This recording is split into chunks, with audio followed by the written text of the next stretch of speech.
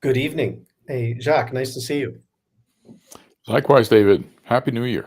Happy New Year. This is the first Libertarian Currents of the new year. Welcome to 2025, everyone. We are streaming live right now to Rumble. That's new because the Rumble integration has been dramatically improved in the past couple of weeks. So we're trying that tonight, but we're also live at X, Facebook, YouTube. And if you're at any of those platforms, you can get involved in the live chat and interact with both Jacques and I. You can become a member of the Libertarian Party for $10 a year. Use the QR code or go to libertarian.ca. And I guess welcome to the show. So, Jacques, we've got a few things to talk about. Would you like to just say anything off the top, or should we just dive into the first video? Oh, let's dive in. We have lots of material. We have lots of material. I think we're going to hear first a video of Elizabeth May. Here we go. I suggest that Mr. Trump books and look the year 1776, which may explain a few symptoms of coming different. I don't want to belittle him. As the other hand, hey, Donald, have we got a deal for you? You think we want to be 51st state? Nah, but California would like to be the less. How about it? California? Oregon? Washington? You've got geography problems. And now we've all had a carbon trading system between California and Quebec. We've got some strong alliances on our west coast, or British Columbia. There's been a lot of papers on the idea of Cascadia. So California, Governor Newsom, Washington State, Jay Inslee, a newly elected governor of Oregon. How about it? Want to put a referendum to your citizens? This is what you do. We got a deal. This is what you get. Healthcare, universal, free health. No more 1-year-olds who suddenly fall off the Medicaid list and their parents are in the news because they're trying to do a GoFundMe to get their daughter a doctor.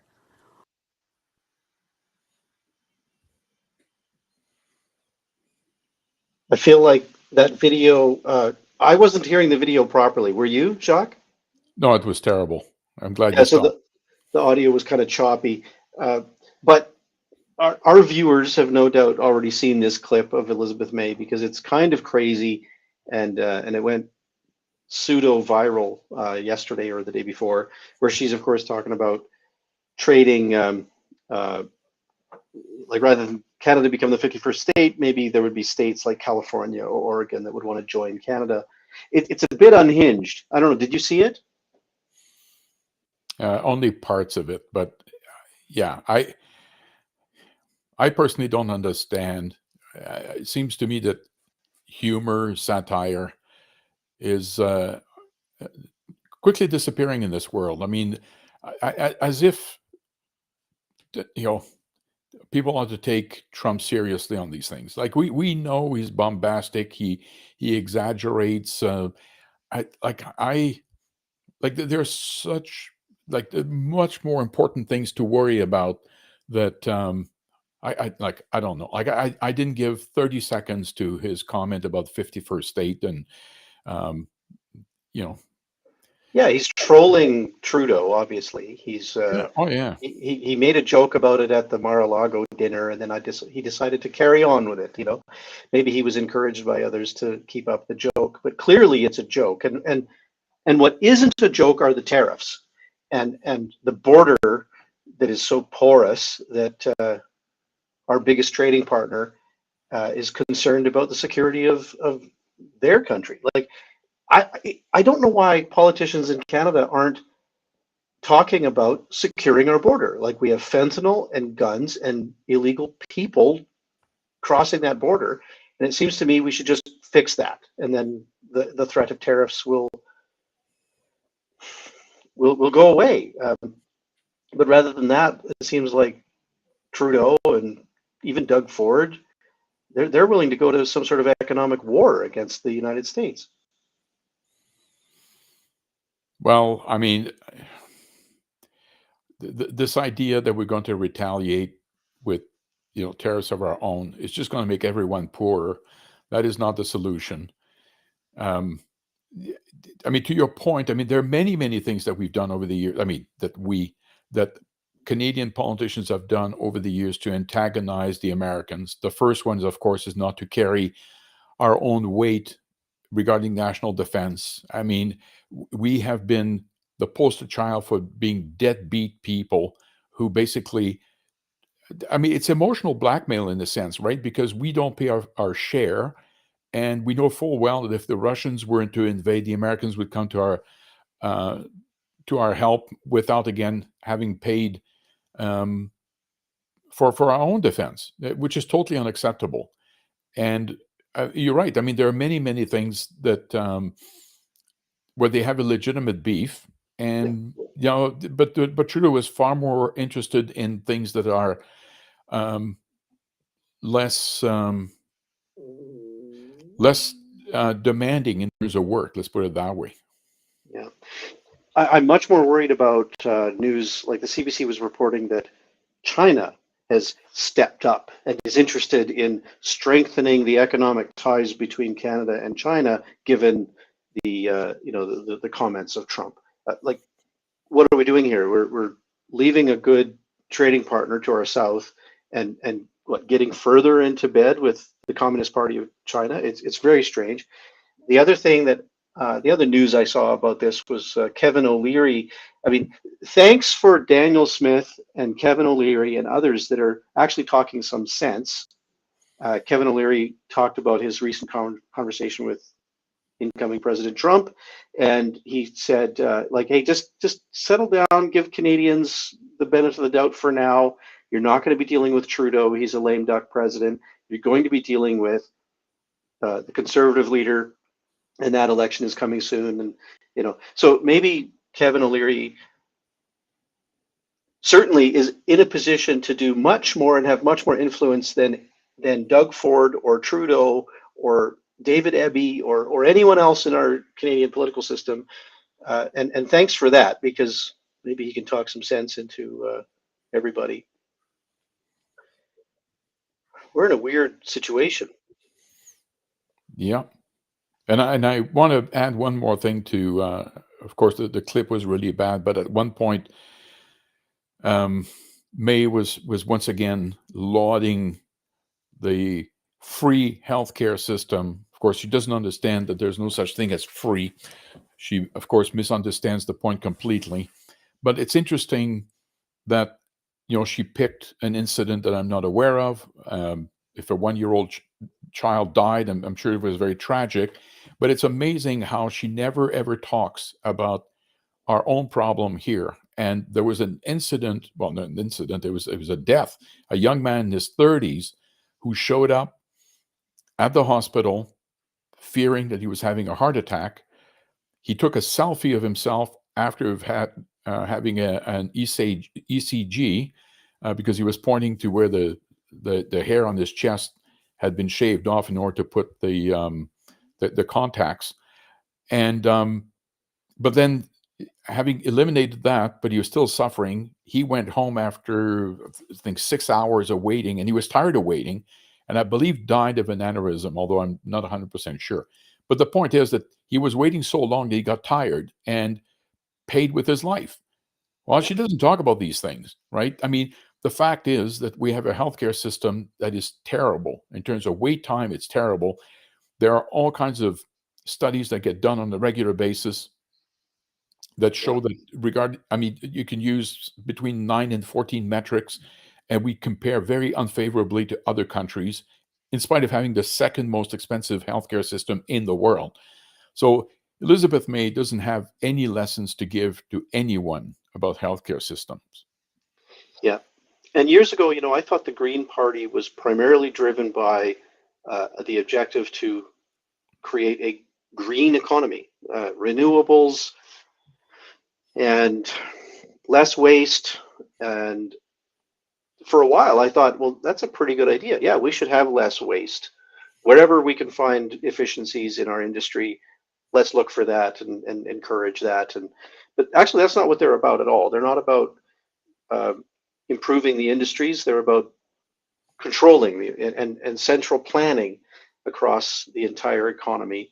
Um, that should come as a surprise to some Green Party followers who thought that their mandate was mostly about climate and stewardship of natural resources and things like that. But no, it's mostly about control. And so, because she goes on in that clip to talk about gun control as well, and how, hey, Californians and people from Oregon and Washington, not only will you get free health care, but you know all the guns that you have down there. Well, we took them away long ago, and well, maybe we should stop bragging about that. Yeah. Yeah. Hey, there's another clip I have. We have by the way, if you're tuning in right now, we're at Facebook and Rumble, X, and YouTube. Get involved in the chat. I love some of the comments we're seeing. I mean, I love the fact that people are commenting and getting involved there. The rest of this clips that we have a kind of underlying theme about lying. And so I want to show the next one here. If our producer could bring it on screen. This was an article from Blacklock's Reporter early this morning. Turns out that our government is fully engaged in censorship and propaganda in more ways that we can count. And here's one of those ways. This is and I'll just read the paragraph and then we can talk about it briefly. But this says that a quote fact-checking program that was launched in 2019 by the Minister Karina Gould, and she was minister of some department called Democratic Institutions, whatever that means. She paid researchers nearly $370,000 to discourage media and the public from questioning authority. So an access to information records showed that this money was spent. Researchers stressed the importance of invoking Canadian values and to avoid being seen as liberal partisans. And here's an interesting quote. Dissenting voices, in some cases, even just one, can weaken the power of a normative belief. End quote. Jacques, have you got any idea what is a normative belief? Well, I believe normative belief is what is considered to be the norm as a belief system. Or is it what the party wants us to believe? Well, of course, they will label it in a way that is less offensive, as opposed to, like it's a lot easier if you say, oh, it's not my belief system. It's just that I happen to espouse the normative viewpoint. Right. That makes you sound like you're in a majority and, you should not be questioned. But these things are absolutely appalling and, 180 degrees opposed to what we stand for at the Libertarian Party. I mean, we do believe in freedom of speech or free speech, right? We don't have a but in there. You should be able to criticize anyone, anytime. You should be able to provide alternative viewpoints. It appalls me, this behavior that, clearly my experience with a lot of these people is that they can, and Trudeau is a poster child of this. Trudeau is absolutely unable to defend his philosophy or his viewpoint. The only thing he has going for him are either slogans or far more frequently slurring other people. Right? He's simply not equipped to defend his position. And you ought to be able, if you have strong beliefs, you ought to be able to defend them. And if you can't, and then you have to rely on silencing your critics, then there's something wrong with you. But unfortunately, it's almost like the norm in this country now. Nobody cares to engage in the debate. It's all about silencing other people. It's not almost the norm. It is the policy. This is a ministry called Democratic Institutions that apparently is a synonym of the Ministry of Truth, and they are fully engaged in shutting down dissenting voices and using taxpayers' dollars to do it. This is a partisan institution, has nothing to do with democracy. It's kind of interesting for those of in our audience. I presume most of us have read Orwell, but if you haven't, I find it really interesting in the 1984 that the the organs of the government are all named in such a way that the name of the ministry is opposite of the purpose of the ministry, right? Yeah. So the Ministry of Truth, also called Minitru, is the propaganda arm of the government, and that's what we have here. Democratic Institutions Minister engaging fully in propaganda, partisan propaganda. Yeah. I have another clip that I'll share, also from Blacklock's this morning. This caught my eye, and again, it's a little bit about lying. It's about the impacts of lying. Parents are wary of COVID shots. Now, let me set this up, Jacques. A few months ago, the Angus Reid Institute published data showing, from a recent survey or series of surveys that they conducted, that parents in Canada are actually increasingly skeptical of vaccines generally, not just COVID vaccines, but parents are more parents than ever are choosing to not vaccinate their children. And this is a direct result of the coercion that we saw through the past few years. So here's Blacklock's reporter showing that the Public Health Agency has also done research showing that the last sentence there, pandemic mandates did not improve compliance rates. But I think it goes beyond that. It's not just a coercive aspect. It's also the fact that they presented a certain belief system as the equivalent of 2 and 2 is 4, when in fact there was a great deal of uncertainty. And I continue to be amazed at how maintaining credibility doesn't seem to be very important to a lot of people. I mean, we've all heard the story of the boy who cried wolf one too many times. What happened is he lost credibility, right? And they didn't show up, and the wolf showed up.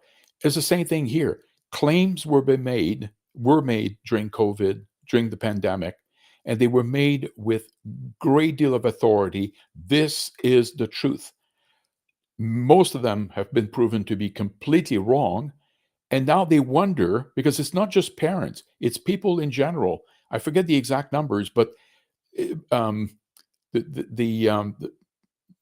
respect, or whatever term they used regarding the medical profession, is way down in this country. I believe it's now below 50%.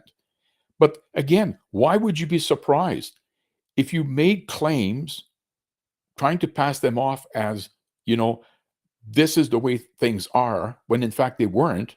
I mean, they would have been far better advised, in my opinion, when they came out and said, at this point, it's early in the game, but we believe that getting the COVID shot is the best way to protect yourself. But we recognize there's a great deal of uncertainty. In terms of credibility, I think that would be way better than making these assertions as 100% guarantee when in fact they weren't. It was a terrible way, again, and they lost credibility, and now they wonder why. Well, these things have consequences, right? And now it's going to take them years to regain the confidence of people, if they ever do. We lied to everyone. Why don't people believe us? Yeah. But we lied so assertively, and it was convincing, but it's so bizarre that anyway, coercion tends to have this effect. People, the skeptics become hardened in their position, and people that are on the fence start to be wary of the authority that's being exerted. Why are they being so forceful in this, and why is the lie being parroted so frequently and so strongly? I don't know. People start to question and become skeptical, reasonably so. Yeah, it's such short-term thinking, saying, we have to behave this way because we need people to behave a certain way, but the hell with our credibility long-term, right? Because now, they're paying the price. There are people who are saying, Like even for childhood illnesses, parents saying, well, I'm not going to do it. I mean, of course, it's their right. But if it's done because you've been lied to before, it's probably not good enough. But I understand why people would react that way. There's a great comment here from Boxcar Philly. He's tuning in and part of the chat currently. He says, the whole thing has really opened up my eyes. I question everything now. And, I think a lot of parents are in that circumstance. We question everything. I mean, I have two daughters that are still young, and I've had to ask ourselves, my wife and I had talked about it, like if we were having a child now, and she was, pregnant currently, would we make a different decision about the vaccines that are given to the infant, in the first month or year or 2 years of their life? And I think actually we would make a different decision now than we did. Back then we were like, yeah, the vaccines are good and we trust, and the medical system is not going to lie to us, but clearly the Hippocratic Oath is, for many doctors, it seems not worth the paper it's printed on. Strange. We have a new clip, another clip. So speaking of losing credibility. Just before you go on, Sure. like for people, yeah, I've mentioned this book before. Like if you want to become even more cynical or question things again, I cannot recommend highly enough a book called Science Fictions by Stuart Ritchie. It's a book about the tremendous amount of bad science, and I'm a scientist, right? So I can relate. I mean, there's tremendous amount of bad science, and if you want an eye opener about all the garbage that gets put out, it's a great read. Science Fictions, Stuart Ritchie. I have it in a tab here. I've got, if our producer can bring it up on screen. It turns out Stuart Ritchie has a Substack, Science Fictions by Stuart Ritchie. If I just proceed to see the Substack, and look at that. I presume you can get the book through this resource, but also tons of the content here. Look at that. Well, thank you. I wasn't aware of that. I'm going to check him out. Yeah, subscribe. Okay. Now, there's another tab here that I'll share. So speaking of credibility, some interesting news has broken today about Christy Clark, who Don't go away, folks. This is even in this day and age, this takes the cake. All right. Yeah. Go for it, Dave. Okay, so Christy Clark, if you're not aware, was a former premier of British Columbia. She's responsible for the carbon tax in British Columbia. She brought it in with great happiness and celebration. And yes, we're taxing people to death. But she's also thrown her hat in the ring to become a Liberal Party leader. And interesting news today, this journalist at CBC, wow, I can't believe I'm giving credit to CBC for doing some good journalism. But here we go. CBC on Radio 1 asked her about her apparent membership with the Conservative Party. Here we go. Called yourself a lifelong Liberal, but you voted in the last federal Conservative leadership race. That would have required you to cancel your Liberal Party membership in order to join the Conservative Party. How long were you a member of the Conservative Party, Christy Clark? Never. Never. Okay, let's go on. But never. That's pretty definitive. But you voted in the race, did you not? No, I didn't. And I never got a membership, and I never got a ballot. What I did, though, I will say. Okay, now I'm going to fast forward because this reporter shows up with the receipts. Okay, she contacted the Conservative Party. The Conservative Party gave her a screenshot of Christy Clark's registration or license membership payment, and then also video from not too long ago, a couple of years ago, where here we go. So this is an older video A journalist again at CBC asking Christy Clark about why she would vote for Jean Charest. Here we go. With all these examples of Justin Trudeau moving the federal Liberal Party to the left, it has got to be a big step for you to join the Conservatives. Why did you do it? Because I think that we need a lead. There is only one leader who's running for office right now, who is going to be able to unite the country, I think, and who's going to bring a moderation and a willingness to talk to the people with whom he disagrees, and that's Jean Charest. Amazing. Yeah, I mean, it's just astonishing that you can do like such a blatant lie and think you're going to get away with it in this day and age. I mean, Yeah. these recordings are around forever now. Yeah. Like her credibility. How can a person, like, did she forget? Or is this some sort of psychopathy? Like, she's looking at the camera today at Radio 1, to that journalist at Radio 1 saying, like, I was never a member of the Conservative Party. And she's able to do that with such conviction and a straight face. Like, how does one do that?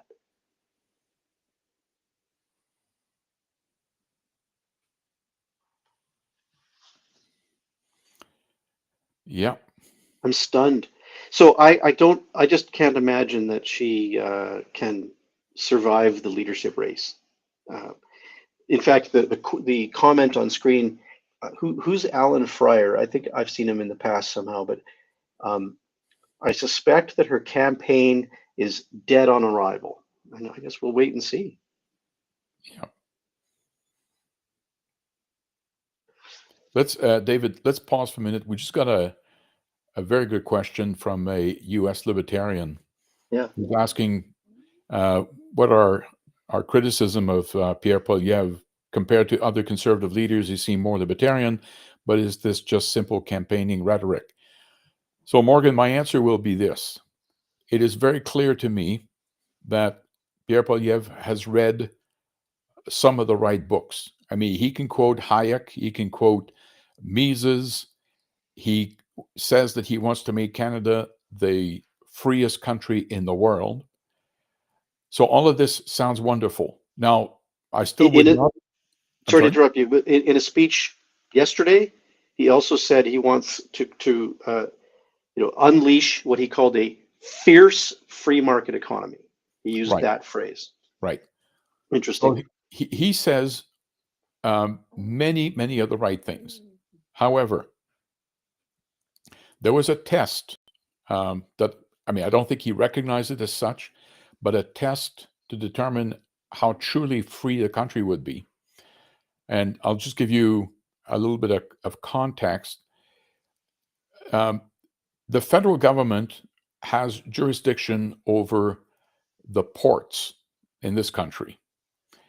And I don't know if the people are actually employees of the federal government or the federal government has oversight, but the government passed a law banning so-called scab workers, so replacement workers, and certainly the libertarian position on this is very clear. If you want to withhold your labor because you think that the terms are unacceptable, you are perfectly free to do that, but you cannot prevent somebody. So let's say, for the sake of argument, that your employer is making you an offer of $35 an hour. You think it's too low. Someone who's currently making $15 an hour sees this as a godsend and wants to apply for the job. You know, in the free world, you have no, or you ought to have no means at all to prevent this person from bettering themselves. And yet, he voted in favor of this law that would ban replacement workers. So it was early on, and I thought, okay, you failed the first test. To summarize, I think he knows the theory, but in this country, we have been disappointed over and over again by so-called conservative governments.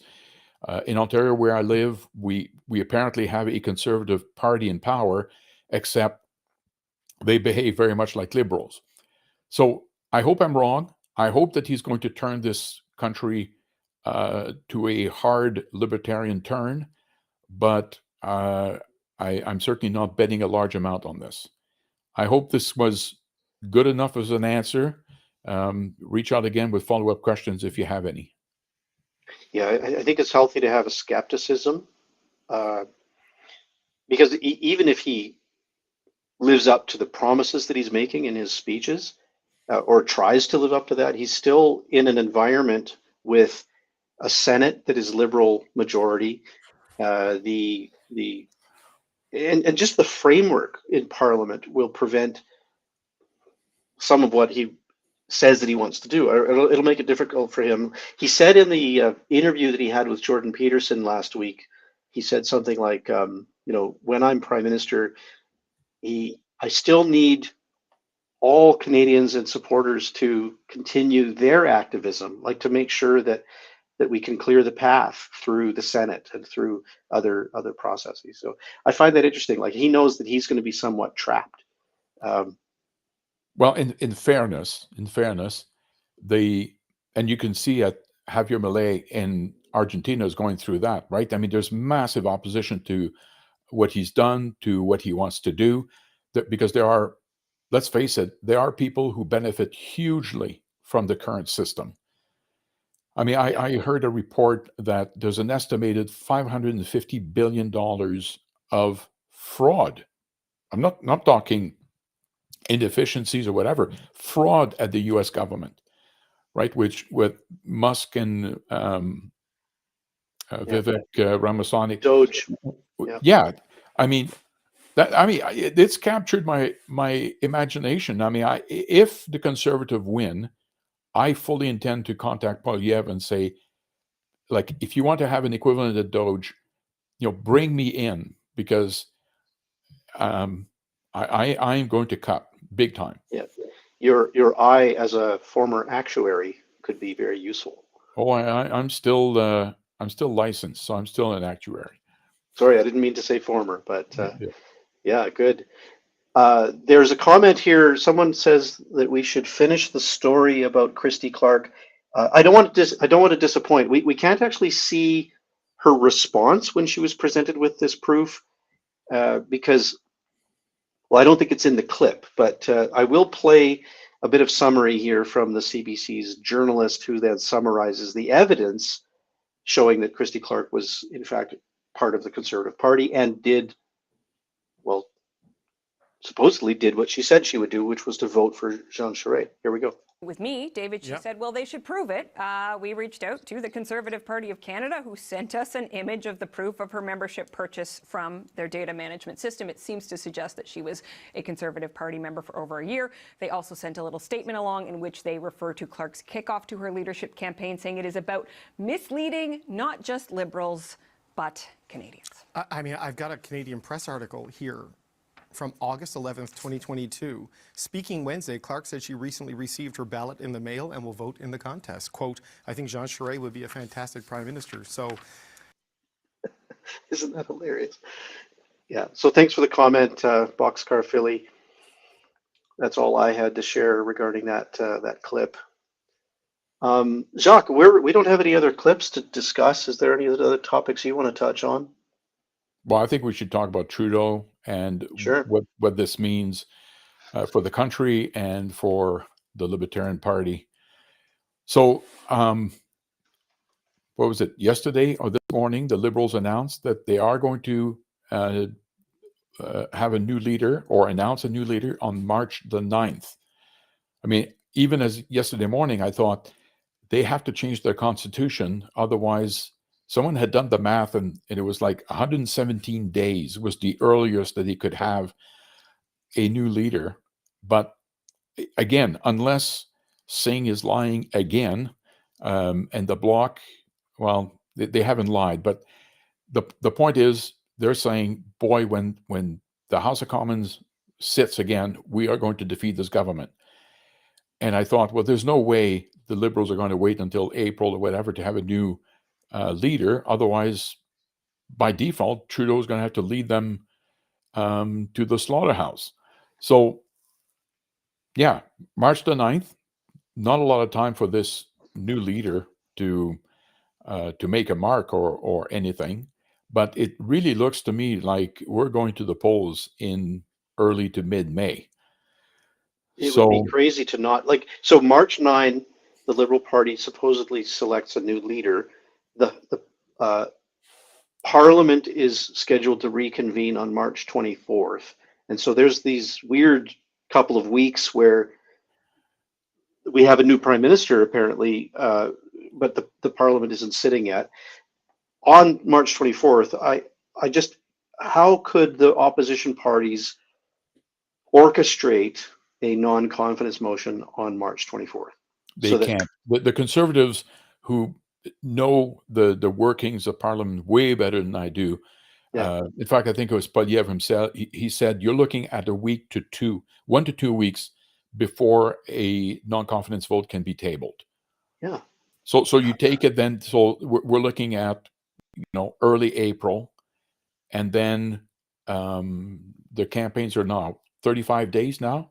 So early April. So it brings us to somewhere to early to mid-May. What is stopping Justin Trudeau from creating like rhetoric around the emergency of the tariffs and the U.S. presidency and hey, under emergency authorization, he just stays on as prime minister indefinitely and reconvenes parliament or keeps it prorogued or I don't know, like how is he even governing right now? His caucus met on Wednesday and then he was there for half an hour and then left, and apparently he said to the reporters, I'm very busy, or I've got a lot of work to do as the prime minister. Right? What work are you doing? Because none of it's being approved or debated. We gave $500 million again to foreign aid. Was that already in the Ways and Means motion, or is that new spending? Like, is he just writing orders in council? Do we even have a functional parliament? It's bizarre. As an aside, I will tell you this. I wouldn't be surprised at all if, say, 5 years after he leaves office, where people are no longer under the threat of retaliation and they start writing books about their time in the government, that it will be made abundantly clear that Trudeau was likely, well, not only the least intelligent prime minister we've ever had, the least educated, the least experienced, but in all likelihood, the laziest. Because I don't believe for a minute all these claims, well, of course, these are self-claims on his part, like I work incredibly hard. I don't believe it at all.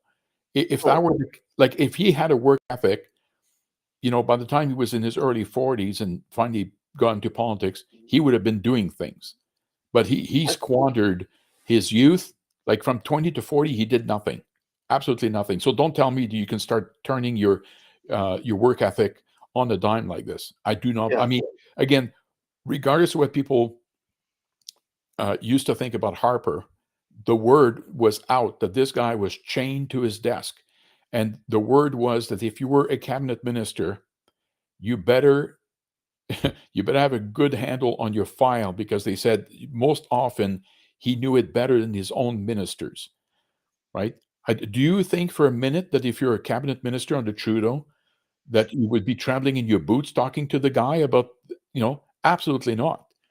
I fully believe that the cabinet ministers and Trudeau himself have a small army of consultants from Eurasia Group and McKinsey who basically do all the work. Like if you're sworn in as a new cabinet minister, I'm pretty sure the next day, and I don't know, I'm speculating, but I would bet the next day you meet with 3 or 4 consultants that have been on that portfolio since years ago, and they just tell you, hey, new cabinet minister, here's your next speech, here's the next bill you're going to put forward, here's the next policy that you need to advocate for. And like Katie Telford's a hard worker. I have no doubt about that. Katie Telford is probably the hardest working person in the prime minister's office, because we know Justin isn't really. Justin might think talking to the McKinsey consultant for 20 minutes a day that's hard work, but I don't think he's making the decisions. I really don't. But I also think that this applies. Well, maybe she's an exception, but I mean, how many announcements have been rushed out by this government only to do the hard work afterwards? I mean, this GST holiday.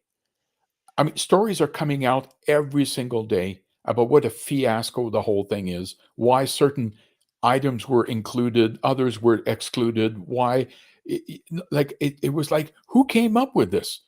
Right? And they clearly didn't talk to the small retailers, um, Yeah, because they would have told them, look, this is a complete mess. Like, who comes? But and I've talked about this one before. Like, is 2 billion trees to be planted in Canada? Someone did the math.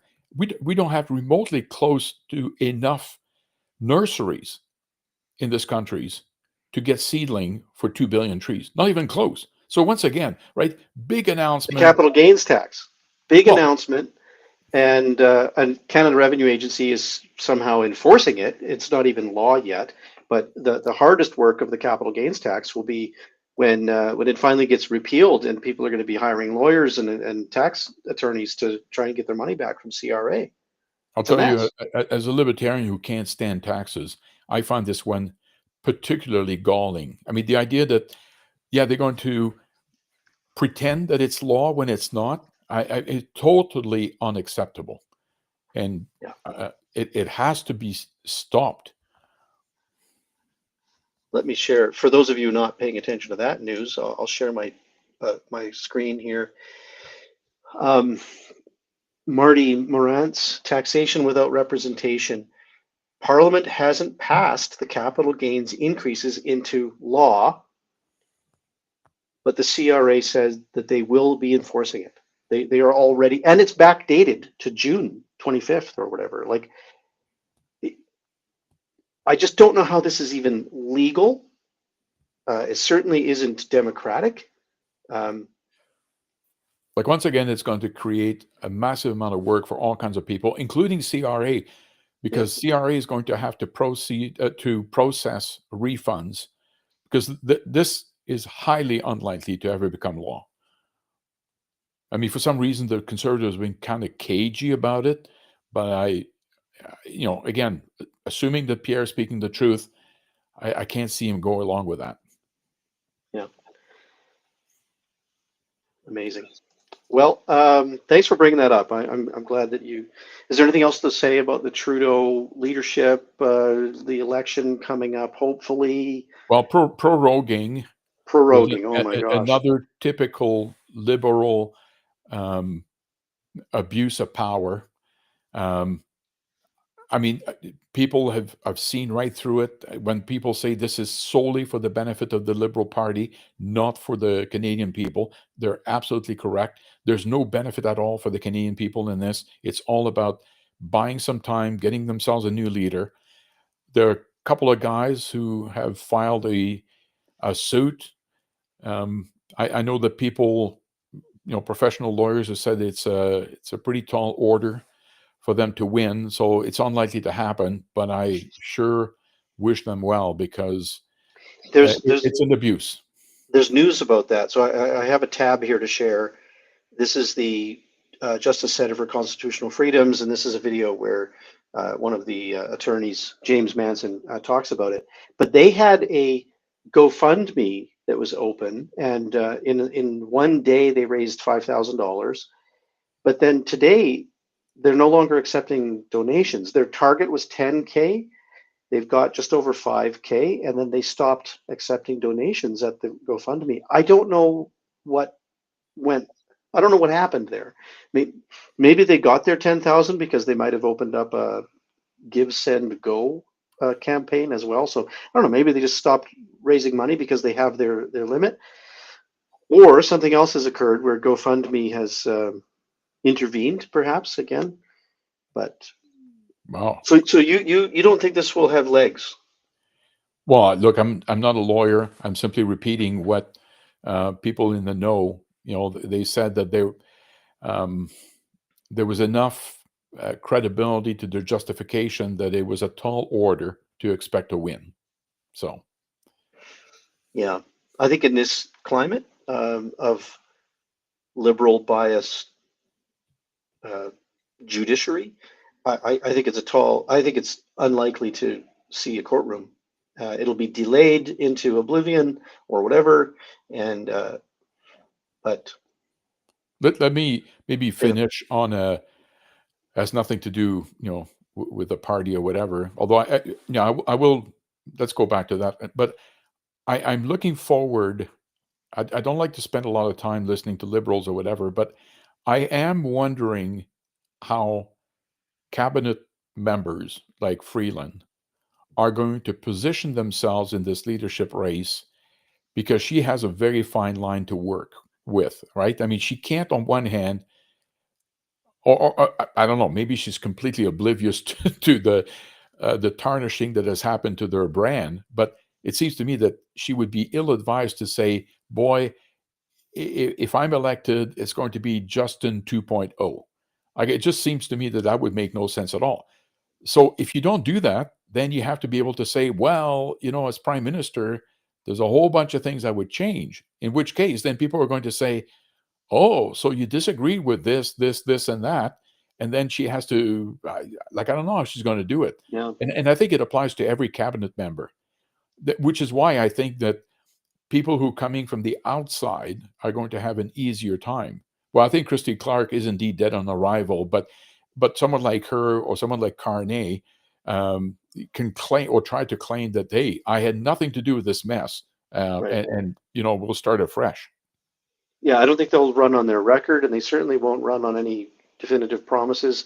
I was watching a video from the Joe Clark, Pierre Trudeau, Ed Broadbent debate. I forget what year, 1978, maybe 71. I forget which one. But it was amazing to me how Pierre Trudeau kept using this phrase like, well, we have to decide what kind of country we want. We have to decide what kind of country Canada will be, and what kind of country do we want to live in. And that question, that sort of rhetoric, Trudeau uses it, Trudeau Jr. uses it. And like, I think that's the kind of rhetoric that the Liberal Party candidates will try to capitalize on. Like, no promises about the future, no specific things. They won't like you say, speak ill of their past record, all these crazy policies that they voted for, but they also won't contradict it. They'll just be very vague, and it might work. Like, it tends to work on Liberal voters, I guess. Yeah, well, except there aren't as many as there used to be. Well, let's hope. Yeah. All right. Well, how So about we say goodnight? Like, again, an appeal to our members. If indeed we're going to go to the polls in May, I need you to please step up as a candidate. Become a member. Yeah. Connect with us through the website and indicate your interest in becoming a candidate. We're actually hosting, I forget which day, we're hosting a discussion among new candidates. This will be a private discussion. It won't be live streamed, but we have a number of candidates that we're going to collect into a conversation online and help them with ideas for gathering their signatures and some reminders about the process to become a candidate and a process to run in the election. So join, consider running in your riding. Thanks very much for being here tonight, and appreciate the people that have participated in the chat. All right. Until we Good night, talk Jacques. soon.